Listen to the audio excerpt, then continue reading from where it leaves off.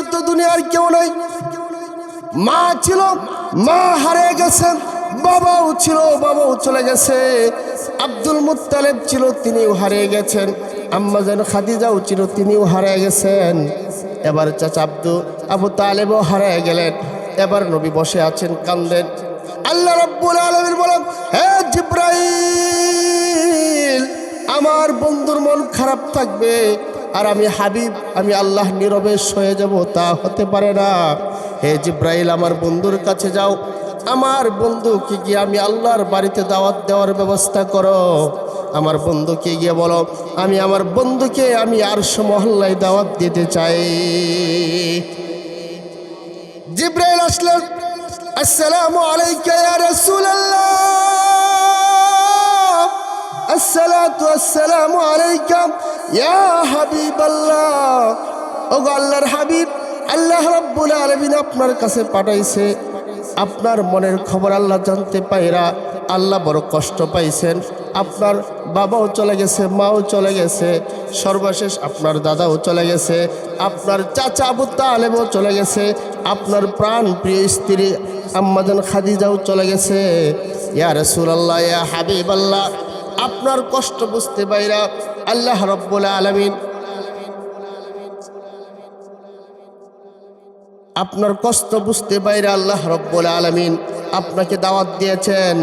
আল্লাহ তাআলা বলেছেন, আপনার জন্য আল্লাহ রাব্বুল আলামিন আরশ কুরসিতে আপনাকে দাওয়াত দিয়েছেন। আল্লাহর হাবিব বললেন, ঠিক আছে, যেহেতু আল্লাহ দাওয়াত দিয়েছেন, আমি আল্লাহর বাড়িতে দাওয়াত খেতে যাব। দাওয়াতের জন্য রাসূল প্রস্তুতি গ্রহণ করতেছিলেন। নবী যখন দাওয়াত গ্রহণ করলেন, এই দিক দিয়া আল্লাহ রাব্বুল আলামিন জিবরাইলকে বললেন, জিবরাইল, যেহেতু আমার হাবিব আমার কাছে আসবে, আমার হাবিব আমার বন্ধু আমার বাড়িতে আসবে, তাহলে আসমান জমিন চন্দ্র সূর্য সাজাইতে হবে। সুবহানাল্লাহ বলেন। কোথাও যদি প্রধানমন্ত্রী যায়, কয়েকদিন কয়েক মাস আগ থেকেই পুরো এলাকা তল্লাশি করে, ঠিক কিনা বলেন? আরে আমার হাবিব তো কোন প্রেসিডেন্টের মতো কোন মানুষ না, আমার হাবিবের মর্যাদা এত সুন্দর। আল্লাহ রাসূল সাল্লাল্লাহু আলাইহি ওয়াসাল্লাম না হলে আসমান হতো না, জমিন হতো না, চন্দ্র সূর্য গ্রহ নক্ষত্র কিছুই আল্লাহ বানাইতেন না, ঠিক কিনা বলেন? আল্লাহ রাব্বুল আলামিন বলেন, হাবিব আপনার জন্যই আসমান, আপনার জন্যই চন্দ্র, আপনার জন্যই সূর্য, সব কিছু আমি আল্লাহ বানাইলাম। ইয়া রাসূলুল্লাহ, ইয়া হাবিবাল্লাহ,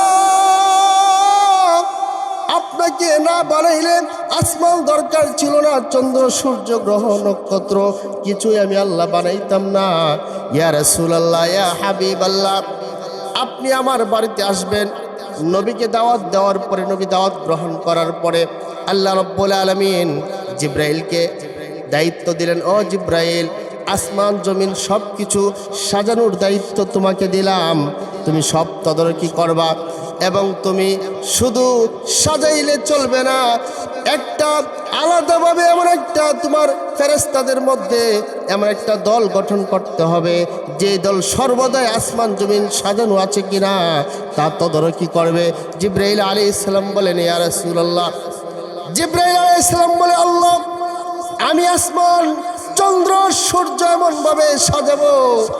জিবরাইল আলাইহিস সালাম আসমান জমিন সাজাইতে শুরু করলো। সাজানো শেষ হয়ে গেছে।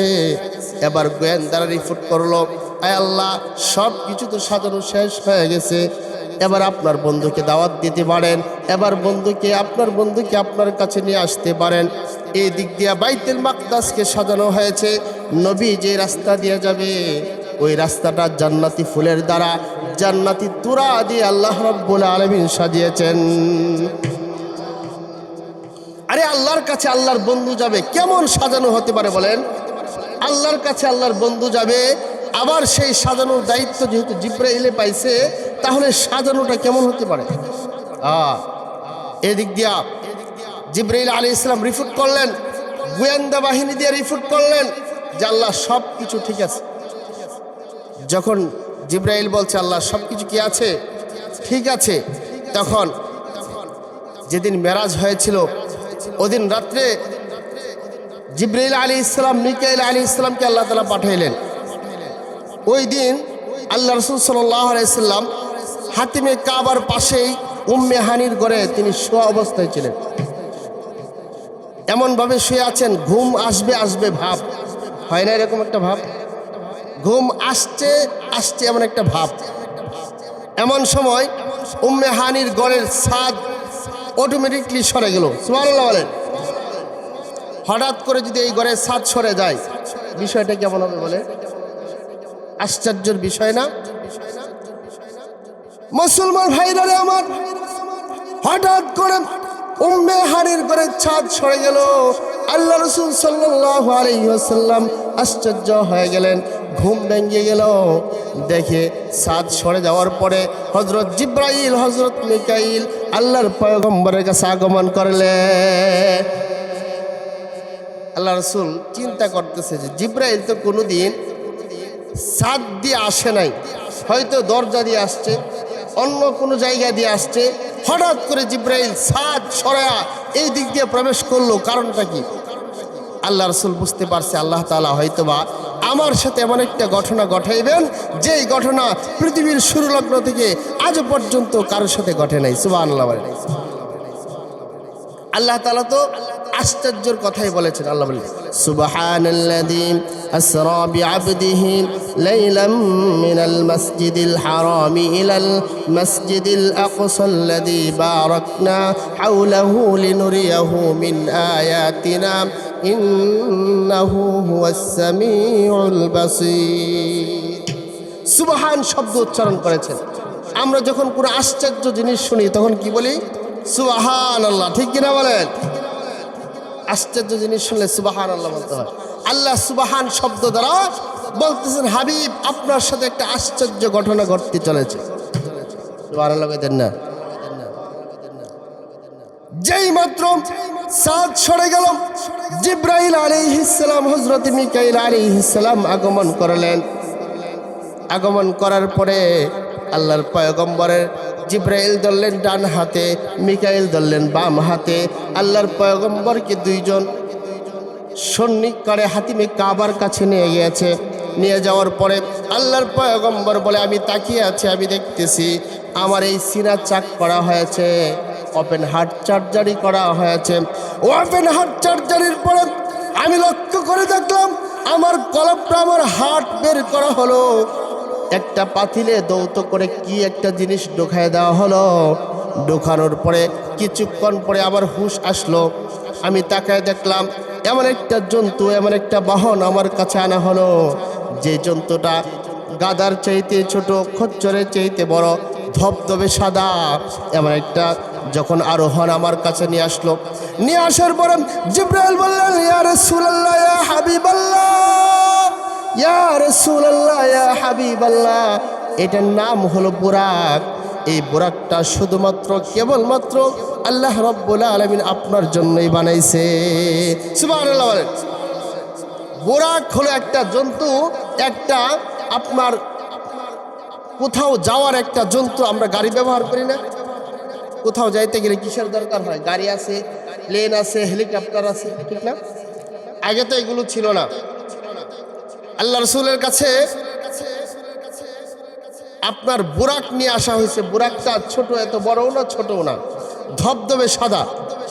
আনার পরে আল্লাহ রাসূলকে জিবরাইল আলাইহিস সালাম বললেন, ইয়া রাসূলুল্লাহ, আপনি এটার উপরে উঠে বসেন। আল্লাহ রাসূল উঠে বসলেন। বসার পরে এত দ্রুত গতিতে বুরাকটা চলতে লাগলো। আল্লাহ রাসূল বলে, আমার দৃষ্টির শেষ সীমা পর্যন্ত এক একটা কদম পড়ে।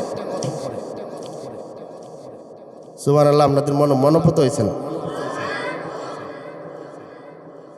একটা ছোট বুরাক, এর গতি দৃষ্টি শেষ সীমা গিয়ে পড়ে। তাহলে কেমন জন্তু আল্লাহ বানাইছে! এমন দ্রুত গতিতে জিনিস কোনোদিন পৃথিবীতে হবেও না।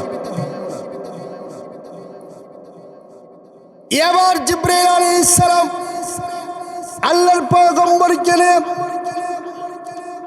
বুরাকে ওঠার পরে সওয়ার হতে লাগলেন, যাইতে লাগলেন। আল্লাহ রাসূলকে পরিচয় করে দিচ্ছেন, ইয়া রাসূলুল্লাহ, ইয়া হাবিবাল্লাহ, এই এলাকাটা চিনেননি? দেখেন। আল্লাহর হাবিব বলে, জিবরাইল, এই এলাকা দেখব কি করে, চিনব কি করে, কোনোদিন তো আসি নাই, কোনোদিন তো দেখি নাই। বলে ইয়া রাসূলুল্লাহ, এটা হলো ইয়াসরিব। অর্থাৎ আপনি আসার কারণে যখন আপনি মদিনায় আসবেন তখন ইয়াসরিব আপনার সংস্পর্শে গিয়ে সোনার মদিনাতে পরিণত হয়ে যাবে। আল্লাহর হাবিব নামলেন, 2 রাকাত নামাজ আদায় করলেন। আরেকটু পরে যাওয়ার পরে জিবরাইল বললেন, ইয়া রাসূলুল্লাহ, ইয়া হাবিবাল্লাহ, জানেন এই জায়গাটার নাম কি? আল্লাহ রাসূল বলে, আমি জানি না। বলে এটা হলো বাইতুল লাহাম।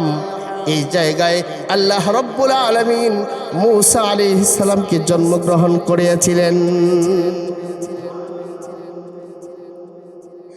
আরেকটু যাওয়ার পরে হঠাৎ করে জান্নাতি গান শুনতে পায়। আল্লাহর হাবিব বলে, জিবরাইল, এখনো তো আসমানেই গেলাম না, জান্নাতের কাছে চলে আসলাম। জিবরাইল বলে, ইয়া রাসূলুল্লাহ, ইয়া হাবিবাল্লাহ, আপনি এখানে জান্নাত পাইলেন কই? আল্লাহর পয়গম্বর বলে, জিবরাইল, জান্নাতি গান আমার নাকি বাজতেছে, আমার নাকি আসতেছে রে। জিবরাইল বলে, ইয়া রাসূলুল্লাহ, জান্নাত অনেক দূর, কিন্তু জান্নাতের গান কোথা থেকে আসে? এমন সময় জিবরাইল বললেন, ইয়া রাসূলুল্লাহ, ইয়া হাবিবাল্লাহ, ওগো আল্লাহর পয়গম্বর, জান্নাতি গান আসতেছে। আপনি যেখানে যাচ্ছেন সোজাসুজি নিচে ফেরাউনের দাসী, নাম ছিল মাশেতা।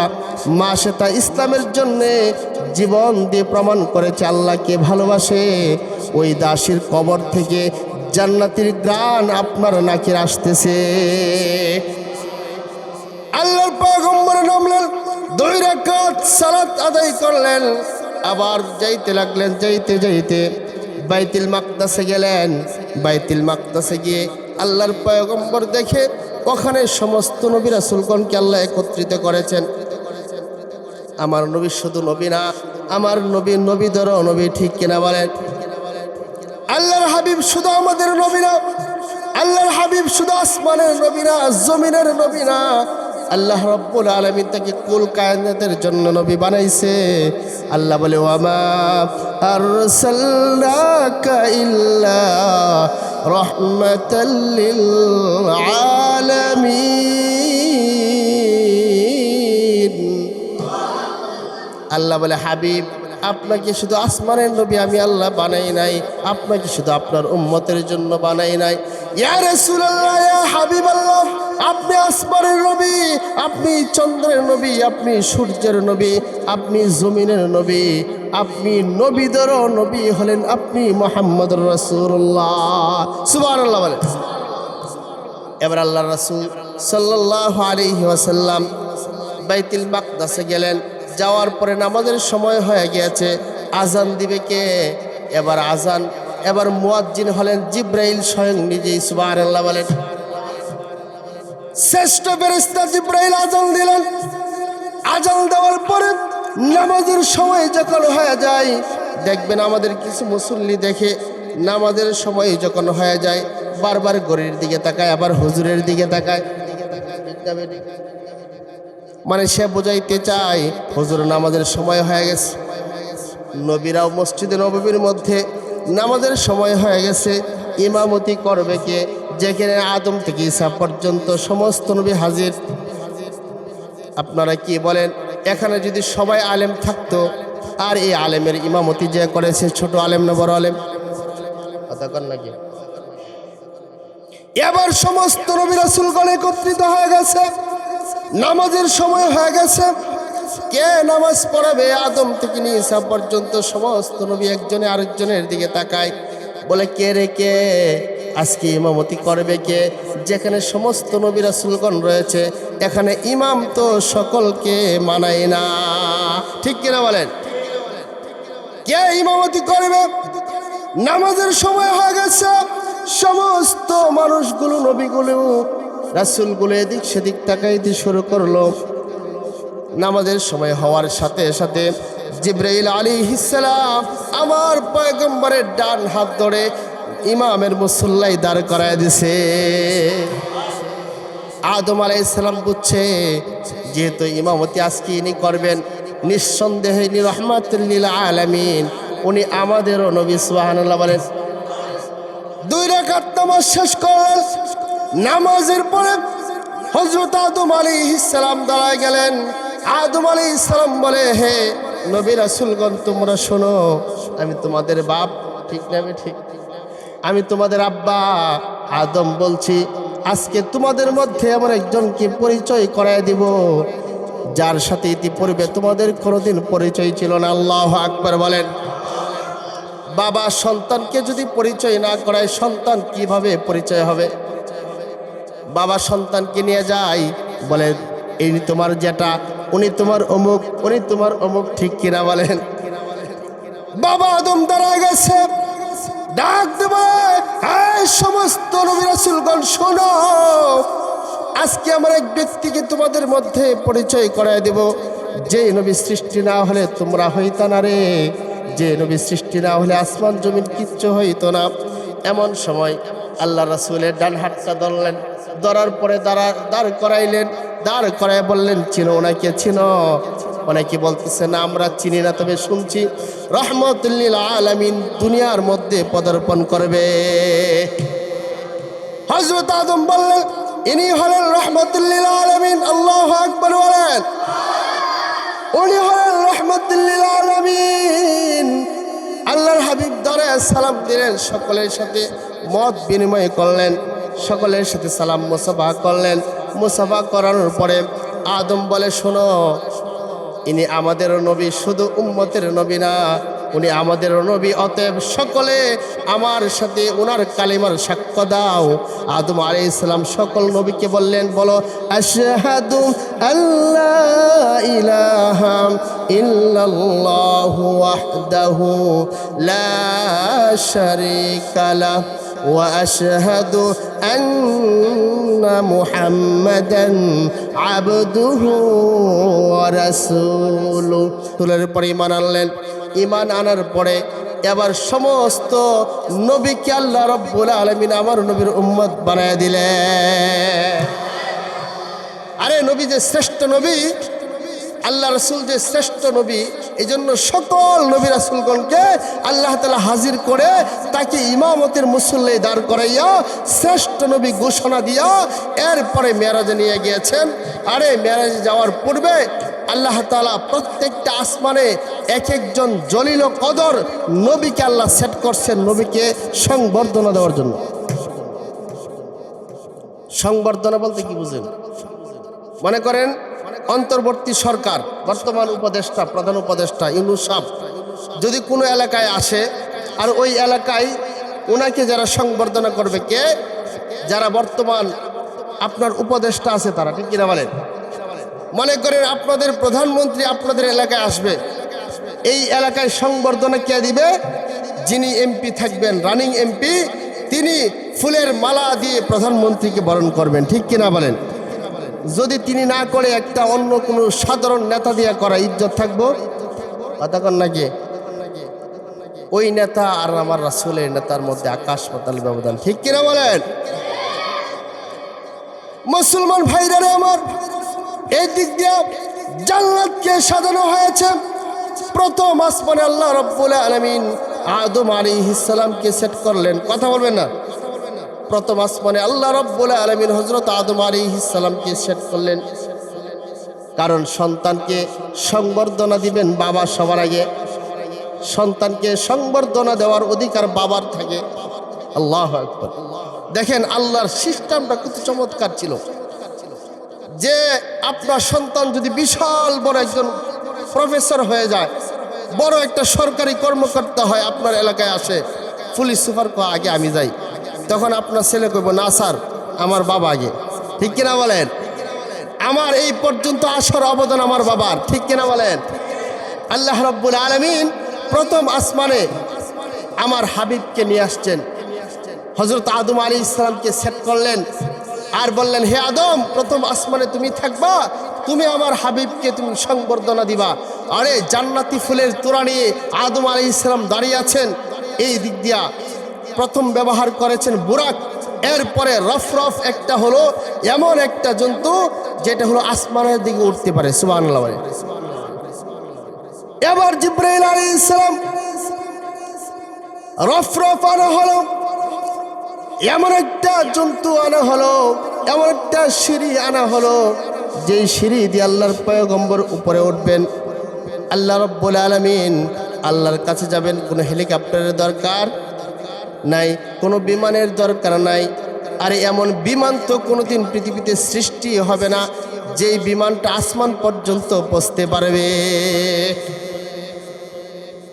500 বছরের অকটেল ডিজেল নিয়ে উঠতে 500 বছরের আছে, পুরা দুনিয়া বৈরা বানাই লাগাম হইতো না, ঠিক কিনা বলেন? এবার আল্লাহর হাবিব জিব্রাইল আলাইহিস সালাম, মিকাইল আলাইহিস সালাম এবং নবীকে চতুর্পার্শ্বে গোয়েন্দা পুলিশ লাগানো আছে, যারা নবীকে সংবর্ধনা দিবে, নবীর আপদে বিপদে পাশে দাঁড়াবে। নবী যদি ভয় পায়, এজন্য আল্লাহ রাব্বুল আলামিন নবীর সিনা চাক করে এমন একটা জিনিস ঢুকাইছেন যেন উপরে উঠলেও তার কোনো কষ্ট না হয়। কারণ উপরে যখন মানুষ যায় তখন কি দেয় জানেন? তখন উপরে যখন মানুষ যায় তখন অক্সিজেন দেয়া দিয়ে থাকে, ঠিক কিনা বলে? উপরের যে পরিবেশ, এই পরিবেশের সাথে দুনিয়ার পরিবেশের কোনো মিল কতক্ষণ আছে নেই। মুসলমান ভাইরা আমার গভীর মনোযোগ। এবার জিব্রাইল আলাইহিস সালাম আল্লাহর হাবিবের সামনে রফরফ নিয়ে এসেছে, বলে ইয়া রাসূলুল্লাহ, ইয়া হাবিবাল্লাহ, এবার সমতল ভূমিতে না, এবার ঊর্ধ্ব আকাশে আপনাকে যেতে হবে। আল্লাহর পয়গম্বর যদি ভয় যেন না পায়, এই জন্য ফেরেশতাদের বিশেষ একটা টিম সর্বদাই আল্লাহর রাসূলের ডান পাশে রাখা হয়েছে। জিব্রাইল সর্বদাই আল্লাহর রাসূলের ডান হাতে ধরে আছেন যেন নবী ভয় না পান। আল্লাহু আকবার বলেন। এবার রফরফের মাধ্যমে আল্লাহর হাবিবকে আকাশের দিকে নিয়ে যাওয়া হচ্ছে। আর ফেরেশতারা আহলান সাহলান মারহাবান। দেখবেন নেতা যখন আসে, ওনার দলীয় লোক আছে, সংবর্ধনা দেয়, মিছিল দিয়ে নিয়ে আসে, বলে অমুক ভাই তমুক ভাই, অমুক ভাই এসেছে, ঠিক কিনা কর, আহলান সাহলান দে।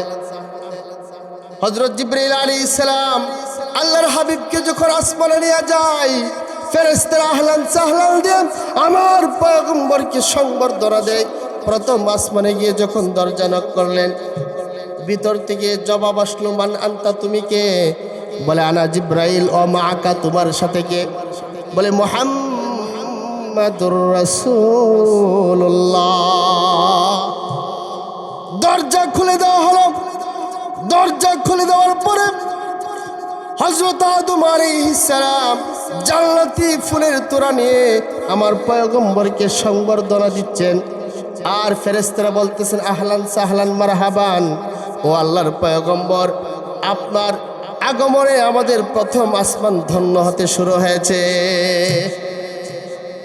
আল্লাহ রাসূল সাল্লাল্লাহু আলাইহি ওয়াসাল্লাম প্রথম আসমানে উঠতে চায়। আল্লাহর পয়গম্বর পা থেকে জুতা মোবারক খুলতে চায়। জিব্রাইল বলে ইয়া রাসূলুল্লাহ, ইয়া হাবিবাল্লাহ, আপনি জুতা খুলবেন না, কারণ আপনার জুতার ধুলি যেই আসমানে লাগবে সেই আসমানটা ধন্য হয়ে যাবে। কি মনে করেন? আসমানে গেছে, এরপরে পায়ে জুতা, ঠিক কিনা কন? অথচ মুসা আলাইহিস সালাম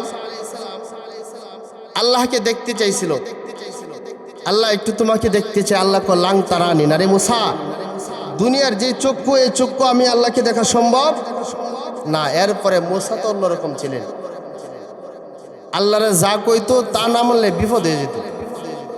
মানে সোজা কথা, আমি দেখবাবেই, কেমনে দেখাইলে দেখতে পারবো এই ব্যবস্থা তুমি আল্লাহকে পারতি না। কিছু কিছু ছেলে থাকে, আব্বা এই কাজটা করবো, না দরকার নেই, করবো আমি, ঠিক না বেঠি? এবার মুসা কয়, আল্লাহ কয় কি করবাম যা। এবার মুসারে তুর পাহাড়ে নিছে। আল্লাহ কোথায় নিছে? তুর পাহাড়ে নিছে। তুর পাহাড়ে নেওয়ার পরে আল্লাহ কয়, নূর দেওয়া তো সম্ভব না, 70,000 পর্দা থেকে একটা পর্দা সরাই শুধু একটা নূরের ফলক, একটা জলক মারছে আল্লাহ তাআলা।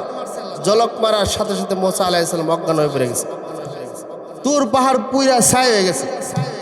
মুসা আলাইহিস সালাম একটানা 40 দিন অজ্ঞান ছিলেন।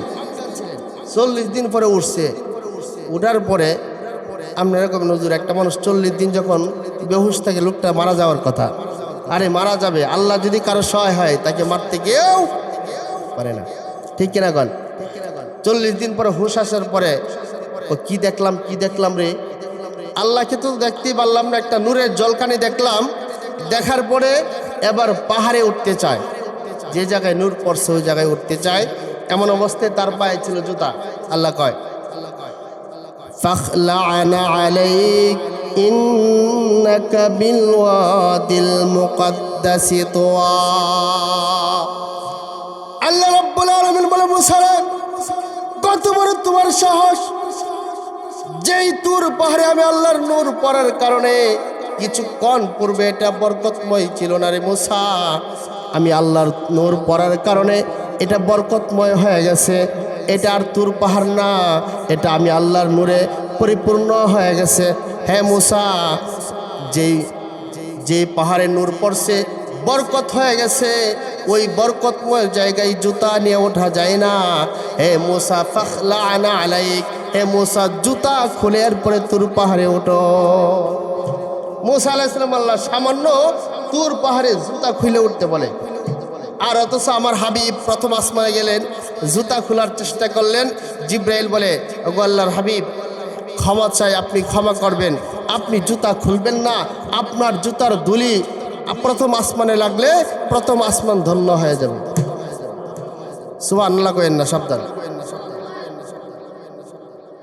এদিন সুবহানাল্লাহ কই দরকার নেই, জেনে কত দরকার হে না গিয়ে সুবহানাল্লাহ বলে তো সব হয়ে যাবো, সব দিয়ে কি করবে? অনেকেই তো কয়ে ফেলায় যে হুজুর এত সব দিয়ে কি করবো, নাউজুবিল্লাহ কইতেন না। এমন কথা যারা বলে তারা মুসলমান থাকতে পারে না, ঠিক কিনা গণ? যারা ইসলামকে কটূক্তি করে, যারা আল্লাহকে কটূক্তি করে, তারা মুসলমান দাবি করতে পারে না, তাদের মুসলমান দাবি করার অধিকার নাই। কয়ে তো সব দিয়ে কি করবো, এমন কথা কোরআনকালেও বলবেন। এবার প্রথম আসমানে যখন আল্লাহর হাবিব গেলেন, যাওয়ার পরে জুতা খুলতে চাই, আল্লাহ রাসূল সাল্লাল্লাহু আলাইহি ওয়াসাল্লামকে জিবরাইল বললেন জুতা খোলা যাবে না। প্রথম আসমানে যাওয়ার পরে নবীর মনটা খারাপ ছিল, আগেই বললাম। নবীকে মেরাজ করানোর কারণটা হলো নবীর মনটা খারাপ ছিল, তার স্ত্রী মারা গেছে, তার চাচা মৃত্যুবরণ করছে, এই জন্য তার মনটা খারাপ। বন্ধুকে বন্ধু সান্ত্বনা দেওয়ার জন্য আল্লাহর বাড়িতে দাওয়াত করেছেন। যারা আগে আসেন নাই কিচ্ছু বুঝতেন না, পরে গিয়ে আরো বেল লাগাইবেন সমাজে, হুজুর তো এই বয়ান করে। আগের বয়ান পিছের বয়ান না শুনলে বেজালি হয়, ঠিক কিনা কর? এজন্য বয়ান শুনতে হয় শুরু থেকে শেষ পর্যন্ত। ইদানিং দেখবেন কিছু মানুষ বয়ানের মাঝখানে যায়, আগের কথা না শোনার কারণে দেখবেন আপনার 4 দোকানে সংসদ ভবন বানায় নিছে। বর্তমান দ্বিতীয় সংসদ ভবন হলো 4 দোকান। আসতে কয় ঠিক, ঠিক না বেঠিক? ওই সংসদ ভবনে সব কিছু ফাঁস হয়, কেরা প্রধানমন্ত্রী বউ তাও হয়, কেরা স্পিকারের বউ তাও হয়, ঠিক না বেঠিক? হ্যাঁ, এই সব কিছু বাঁচে বাচ্চা নেই। তো বলতেছিলাম এটার নাম হলো সংসদ ভবন, দ্বিতীয় সংসদ ভবন। আল্লাহ রাসূল সাল্লাল্লাহু আলাইহি সাল্লাম মন খারাপ ছিলেন, এই জন্য আল্লাহ তাআলা তার বাড়িতে দাওয়াত নিয়ে আল্লাহ রাসূলকে এমন কিছু উপঢৌকন দিবেন যেগুলো পেয়ে আল্লাহ রাসূল খুশি হয়ে যাবে। এবার প্রথম আসমানে আল্লাহ রাসূল গেলেন, যাওয়ার পরে যত উপরে উঠে নবীর মনটা হালকা হয়, নবীর মনে একটু আনন্দ পায়। প্রথম আসমানে উঠলেন, হযরত আদম আলাইহিস সালামের সাথে সাক্ষাৎ। দ্বিতীয় আসমানে ঈসা এবং ইয়াহইয়া আলাইহিস সালামের সাথে সাক্ষাৎ। তৃতীয় আসমানে ইউসুফ আলাইহিস সালামের সাথে সাক্ষাৎ। চতুর্থ আসমানে হযরত ইদ্রিস আলাইহিস সালামের সাথে সাক্ষাৎ। পঞ্চম আসমানে হযরত হারুন আলাইহিস সালামের সাথে সাক্ষাৎ। 6 নম্বর আসমানে হযরত মূসা আলাইহিস সালামের সাথে সাক্ষাৎ। 7 নম্বর আসমানে জাতির পিতা হযরত ইব্রাহিম আলাইহিস সালামের সাথে সাক্ষাৎ। এখন বোঝার বিষয় হলো প্রথম আসমানেও বাবা, শেষেও বাবা, ঠিক না বেঠিক? মাঝখানে সন্তান থাকে, সন্তানের জন্য কিছু না হয়, এই জন্য আল্লাহ প্রথম আসমানে রাখছেন বাবা, শেষ আসমানেও বাবা, প্রথম আসমানের সন্তানকে বাবা বরণ করবে, শেষ আসমানেও বাবা বরণ করবে। মাঝখানে ছেলেদের কষ্ট যদি পায়, বাবা সান্ত্বনা দিয়ে সব কষ্ট দূর করে দিবে। বায়ে বায়ে বেজাল হয়, ঠিক না? বাবা সান্ত্বনা দেয়। মুসা আলাইহিস সালাম তো একটু রাগী মানুষ, জানেনই আপনারা, কাউকে ছাড় দেয় না। এজন্য প্রথম আসমানে রাখছেন বাবা, শেষ আসমানে রাখছেন বাবা। প্রথম আসমানে আদি পিতা, শেষ আসমানে জাতির পিতা। সুবহানাল্লাহ। নবী দ্বিতীয় আসমানে জুতা খুলতে চায়, জিব্রাইল কয় খোলা যাবে না। তৃতীয় আসমানেও খোলা যাবে না, চতুর্থ আসমানেও খোলা যাবে না, কোনো আসমানে জুতা খুলতে দেয় না। এবার সিদরাতুল মুনতাহা এমন একটা স্টেশন, যেটা হলো দুনিয়ার পরে, এই জায়গার পরে আর যাওয়ার সুযোগ নেই। স্টেশন, ওই স্টেশনে আল্লাহ রাসূল খেয়াল করে দেখলেন এখানে একটা ঘর আছে, নাম হলো বাইতুল মামুর। সোজাসুজি কাবার উপরে, নাম কি? বাইতুল মামুর। নাম কি? বাইতুল মামুর। ওই বাইতুল মামুরে ৭০,০০০ ফেরেশতা প্রতিদিন তওয়াফ করে। সুবহানাল্লাহ কইবেন না? কত হাজার ফেরেশতা? ৭০,০০০। পৃথিবীর শুরু লগ্ন থেকে আজ পর্যন্ত প্রত্যেক দিন ৭০,০০০ ফেরেশতা তওয়াফ করে। আল্লাহ রাসূল জিব্রাইলকে বললেন, জিব্রাইল, যেই ফেরেশতারা একবার তওয়াফ করে ওরা কি আর সুযোগ পাবে না? বলে, ইয়া রাসূলুল্লাহ, এত পরিমাণে ফেরেশতা আল্লাহ বানাইছে, কিয়ামত পর্যন্ত নতুন কোনো যারা একবার তওয়াফ করেছে দ্বিতীয়বার তওয়াফ করার সুযোগ পাবে না। ওখানে একটা বড়ই গাছ আছে, বিশাল বিশাল মটকার মতো এক একটা বড়ই। আল্লাহ রাসূল কয়, জিব্রাইল, মানুষ এলাম ছোট, এত বড়, এটা তো টাক দিয়ে নিতে হইব, বিকুলাক বাঙ্গাইতে গেলে এটা কেনা খাইব? কয়, রাসূলুল্লাহ, জান্নাতীরা খাইব। তাহলে যে বড়ইটা, এত বড় বড়ইটা জান্নাতি খাবে, সে মানুষটার দেহটা কেমন হবে? যেই বড়ইটা মুখে বহন করবে, সে মুখটা কেমন হবে? যে বড়ইটাকে চাবানোর জন্য দাঁতের প্রয়োজন হবে, সে দাঁতটা কেমন হবে? আল্লাহু আকবার। আল্লাহর হাবিব সিদরাতুল মুনতাহা থেকে এবার আল্লাহর কাছে চলে এসেছে। জিব্রাইল আলাইহিস সালাম বলে, ইয়া রাসূলুল্লাহ, ইয়া হাবিবাল্লাহ, এতক্ষণ আমি আপনার সাথে ছিলাম, আমার ফেরেশতাগুলো আপনার সাথে ছিল, গোয়েন্দার প্রধান আপনার সাথে ছিল, সবাই আপনার সাথে ছিল, তবে এখন এখান থেকে এক চুল পরিমাণ আমি জিব্রাইলের আগানোর অনুমতি নাই, আমার ফেরেশতাদের অনুমতি নাই, কারো অনুমতি নাই। আল্লাহর হাবিব বলে, তাহলে আমি কিভাবে যাব? আল্লাহ রাব্বুল আলামিন ডাক দেব, পয়গম্বর আমার, চিন্তা করবেন না, টেনশন করবেন না, এখান থেকে আপনার আসতে হবে আমার কাছে। কারণ বন্ধু যখন বন্ধুর সাথে কথা কয়, বন্ধু যখন বন্ধুর সাথে গল্প করে, বাহির থেকে আওয়াজ আসলে বন্ধুর আলাপ জমে না, বন্ধুর আলাপ জমে নীরবে নিভৃতে, ঠিক না বেঠিক? বন্ধুর কথা জমে না, বন্ধু কয়, যা যা আমরা অন্য জায়গায় চলে যাই। আল্লাহ রাব্বুল আলামিনের সাথে আল্লাহর কথা হবে, ফেরেশতাকেও শুনতে আল্লাহ দিবে না, জিব্রাইলও শুনতে পারবে না। জিব্রাইল বলে, ইয়া রাসূলুল্লাহ, ইয়া হাবিবাল্লাহ, এখান থেকে যদি একটা চুল পরিমাণ আমি সামনে এগিয়ে যাই, আমার ৬০০ পাকা দেখছেন, ৬০০ পাকা আল্লাহর নূরের তাজাল্লিতে পড়ে বর্ষা হয়ে যাবে। এবার আল্লাহ রাব্বুল আলামিন, আল্লাহর হাবিব সাল্লাল্লাহু আলাইহি ওয়াসাল্লাম আল্লাহর কাছে যাবেন। আল্লাহর কাছে যাওয়ার মধ্যে যখন আল্লাহর ঘরে প্রবেশ করবেন, এতক্ষণ তো সাথে জিব্রাইল ছিল, মিকাইল ছিল, অন্য ফেরেশতারা ছিল। জুতা খুলতে চাইছে, জিব্রাইল খুলতে দেয় না, মিকাইল খুলতে দেয় না, অন্য ফেরেশতারা খুলতে দেয় না। এবার যখন আল্লাহর ঘরে প্রবেশ করতেছে, নবী জুতার দিকে হাত দিছে। আল্লাহ বলে, ইয়া রাসূলুল্লাহ, ইয়া হাবিবাল্লাহ, ওগো পয়গম্বর আমার, ইয়া রাসূলুল্লাহ, ইয়া হাবিবাল্লাহ, আপনি জুতা খুলবেন না, ইয়া রাসূলুল্লাহ, জুতা আপনি খুলবেন না। আপনার জুতার দুলুতে প্রথম আসমান যেমন ধন্য হয়েছে, দ্বিতীয় আসমান যেমন ধন্য হয়েছে, তৃতীয় আসমান যেমন ধন্য হয়েছে, ইয়া রাসূলুল্লাহ, তেমনিভাবে আমার আরশ কুরসি, আমি আল্লাহর ঘর পর্যন্ত আপনার দুলাই ধন্য হবে। আল্লাহর ঘরে ঢুকতেছে, চিন্তা করেন, আল্লাহর ঘরে ঢুকতেছে, নবী জুতা খুলতে চায়, আবার আল্লাহ কয়, হাবিব থামেন, আপনি আমার দুস্ত না, আপনি আমার কলিজা। সুবহানাল্লাহ। আপনি আমার কলিজা, আপনি আমার ঘরে ঢুকবেন, আপনি জুতা খুলবেন না, আপনার জুতার ধুলোতে আমার কুরসি, আমার আরশে কুরসিও ধন্য হবে। সুবহানাল্লাহ। এবার আল্লাহ রাসূল সাল্লাল্লাহু আলাইহি সাল্লামের মন অনেকটা হালকা হয়ে গেছে, কারণ যেই সংবর্ধনা পাইছে নবীরা যেইভাবে তিনাকে সংবর্ধনা দিয়েছেন, সংবর্ধনা পাওয়ার পরে আল্লাহর ঘরে ঢুকলেন। ঢুকার পরে এবার নবীর মনটা তো একটু খারাপ, আগে তো বন্ধুর মনটা ফ্রেশ করতে হবে, এরপরে আলাপ করতে হবে, ঠিক না? বন্ধুকে হাসানোর চেষ্টা করে, বন্ধু যখন মন খারাপ থাকে অন্য বন্ধু হাসানোর চেষ্টা করে, ঠিক কিনা বলেন? এবার আল্লাহ তাআলা আল্লাহ রাসূলকে একটু হাসানোর চেষ্টা করলেন। কিভাবে হাসাইলেন?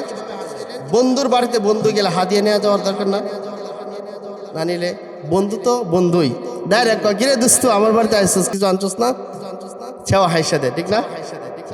যত মন খারাপ থাকো, আপনি বন্ধুর বাড়িতে গেছেন, যাওয়ার পরে বন্ধু কবে গিরে দোস্ত ধরো নাকি আমার বাড়িতে আইসস, কি আনছস দে, তখন হাসার কথা না? যখন আল্লাহ রাসূল সাল্লাল্লাহু আলাইহি সাল্লাম আল্লাহর কাছে বসলেন, বসার পরে বলে, হাবিব আপনি যে আমার বাড়িতে আসছেন হাদিয়া দেন। সুবহানাল্লাহ বলেন। মুসলমান ভাইরা আমার, আল্লাহ রাব্বুল আলামিন ডাক দিয়ে বলে, হাবিব, সাউন্ড একটু বাড়াও, ও হাবিব আমার বাড়িতে আপনি আসছেন, হাদিয়া দেন। হাদিয়া কোথায়? হাদিয়া দেন। এই কথা বলার পরে আল্লাহর পয়গম্বর মুস্কি হাসি মারলেন। আল্লাহ কয় আবার খেলা জমবে। এখন নবী হাসছে, হাসলে খেলা জমে, মন খারাপ থাকলে ভালো কথাও খারাপ লাগে, ঠিক না বেটি? আল্লাহ রাব্বুল আলামিন বলে, হাবিব আমার এবার হাসছেন। আল্লাহর পয়গম্বর বলে, আমি তোমার বাড়িতে খালি হাতে আসি নাই। আল্লাহু আকবার বলেন। বলে, তুমি মনে করছো আমি ঈসার মতো নবী? না না, আপনি মনে করলেন আমি মুসার মতো নবী না, আমিও সালাক কম না, সালাক কিন্তু আপনি বানাইছেন। আল্লাহু আকবার বলেন। ইয়া রাব্বুল আলামিন, আমিও খালি হাতে আসি নাই। আল্লাহ রাব্বুল আলামিন একটা রুমাল ভর্তি করে সামনে হাজির করলেন। আত্তাহিয়াতু লিল্লাহি ওয়াসসালাওয়াতু ওয়াত-তাইয়্যিবাত। ইয়া রাসূলুল্লাহ, আল্লাহর হাবিব বললেন, আল্লাহ নেন, আমি জানি আপনি খান্নার জন্য ফল আনি নাই, আপনি খান্নার জন্য পানিও আনি নাই, তবে আপনি যেই জন্য মানুষ বানাইছেন, মানুষ সৃষ্টি করেছেন, ওয়ামা খালাকাতুল জিন্না ওয়াল ইনসা ইল্লা লিয়াবুদুন। আল্লাহর হাবিব কয়, আমি জানি আপনি খান্নার জন্য খাওয়ার কিচ্ছু আনি নাই, যে জন্য মানুষ বানাইছেন ইবাদতের জন্য।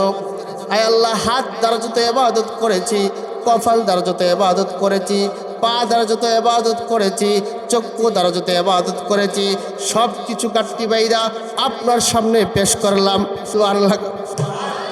আল্লাহ রাব্বুল আলামিন খুশি হয়ে গেছে, বলতেছে, পয়গম্বর আপনি এত চালাক হইলেন তো হইলেন কি করে? চালাক তো আপনি বানাইছেন, আপনি তো কিছু খান না, আমি জানি আপনি মানুষ বানাইছেন ইবাদতের জন্য। এই যে ধরেন আপনার ইবাদত নিয়ে আসলাম। যখন আল্লাহ রাব্বুল আলামিনের সাথে নবীর কথা শুরু হলো, নবীর মনটা এবার হালকা হতে লাগলো। আল্লাহ এমনভাবে কথা বলেন যে এই কথা শোনার পরে নবীর একটু হাসি আসে, না হাসিলে তো কথা জমতো না, ঠিক না?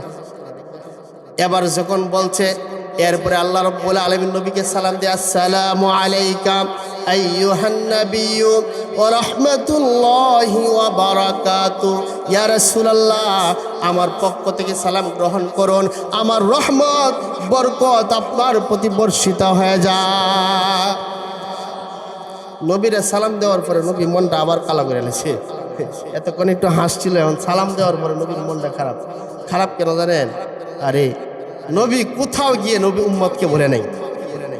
আজকে যদি কোনো নেতাকে সংসদ ভবনে ডাকা হয়, সরকার প্রধান যদি তাকে তলব করে, সে অনেক কিছু শিখে যায় বলার জন্য, কিন্তু সরকারের পাশে বৈশা খুশিতে সব বলে যায়, ঠিক না বেটি?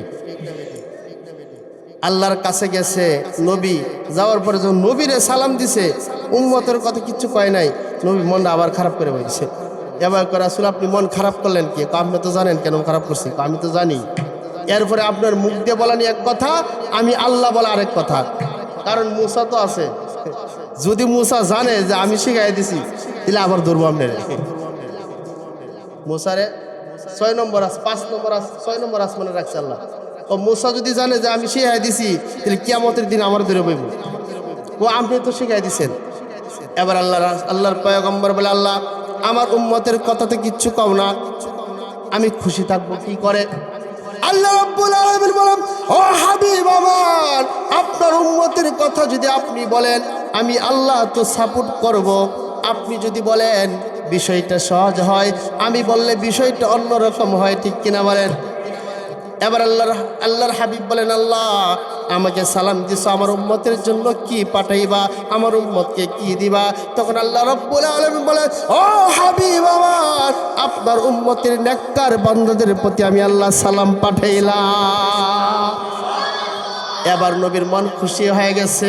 খুশি হওয়ার পরে অনেক কথাবার্তা হয়েছে, দীর্ঘ কথা হয়েছে।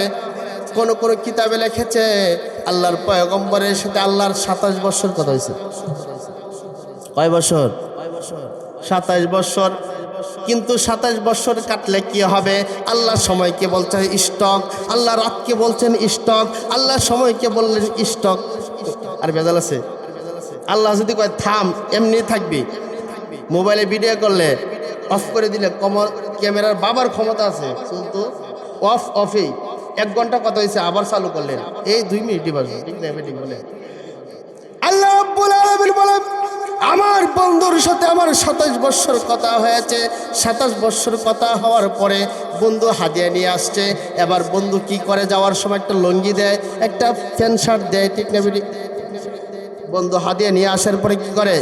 যাওয়ার সময় বন্ধু কত রে, এই যে ধরো একটা হাদিয়া দিলাম আমার পক্ষ থেকে, একটা লুঙ্গি, একটা পাঞ্জাবির শার্ট, যে কোনো হতে পারে কিনা বলেন?